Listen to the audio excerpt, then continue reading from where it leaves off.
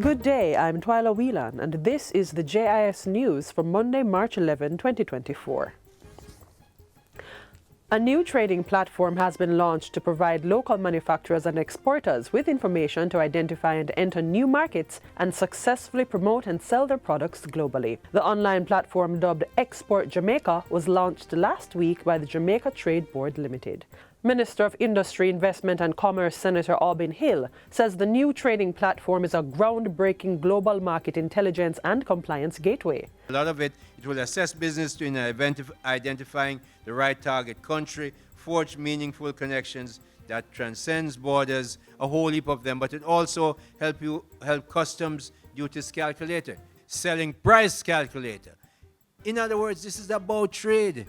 Our calculators are there to help you do trade, calculate your duties, calculate your landed costs, calculate your selling price. The website will give users access to information on import and export compliance requirements. It will also allow them to form meaningful connections through business directories, trade shows, and marketplaces. Our vision for the platform is clear: to lead in the provision of vital market intelligence that plays a pivotal role in supporting Jamaican businesses as they ambitiously expand into markets around the world. The Trade Board also unveiled its newly rebranded logo at the function. A cutting-edge legal information portal for the digitization of the laws of Jamaica is to be established soon. Minister of Legal and Constitutional Affairs Marlene Malahou-Fort made the announcement as she addressed the Standing Finance Committee of Parliament last week. The aim of this portal is to improve public access to the laws of Jamaica, educate the public about all aspects of legal information, and provide a facility for the public to express views on and query the status of any law. Minister Malahou-Fort says the project is being funded by the World Bank under the Competitiveness and Growth Project. She reveals that a contract valued at over 30 million Jamaican dollars has been awarded to a European firm.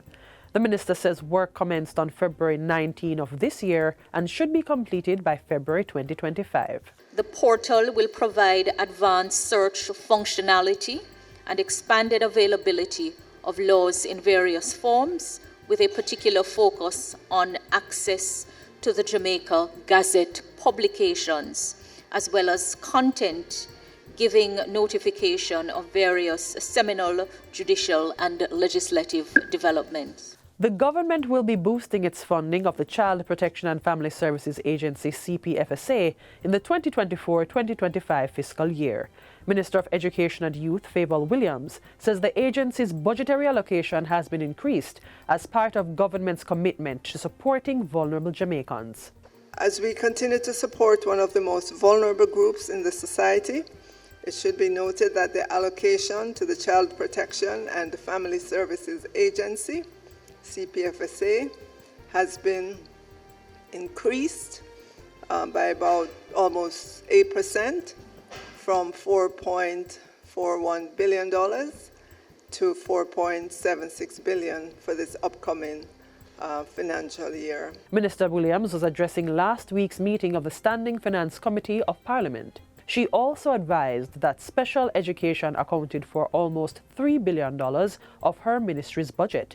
This includes allocations for assessment, utilities, rental, boarding, grants, school supervision, and compensation. We have 10 segregated schools, which include primary and secondary, roughly 2,500 children, special needs children. There are also students with mild disabilities that are in regular schools. We work with 17 private schools and entities and provide them with grants as well. Jamaica will be hosting the 10th Biennial Diaspora Conference from June 16 to 19, with a stated theme of being united for Jamaica's transformation, fostering peace, productivity, and youth empowerment. The conference will be held at the Montego Bay Convention Center. Minister of Foreign Affairs and Foreign Trade, Senator Kamina Johnson-Smith, says the theme recognizes the need for unity in a world that is generally fractured and one in which tensions and geopolitics pull countries and people apart. It's a time for us to reflect on embracing our second, third, and fourth generations. It's a time for reflecting on our growth and development as a diaspora and in terms of engagement. It's a time for looking at how we enhance our engagement and seek increased participation by members of our diaspora in national development initiatives, as well as for cooperation among our regional groups. The minister was addressing the internal stakeholders' launch of the conference on Friday. And finally, Finance Minister Dr. Nigel Clark is set to open the budget debate in Gordon House tomorrow. The minister is expected to outline how the government will finance its $1.3 trillion budget for the 2024-2025 fiscal year. The debate continues on March 14 with a presentation by the opposition spokesman on finance, Julian Robinson.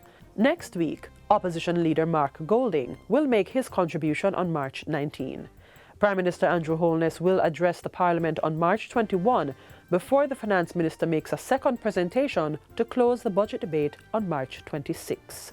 And that's it for JIS News Today. I'm Twyla Whelan. Thanks for watching.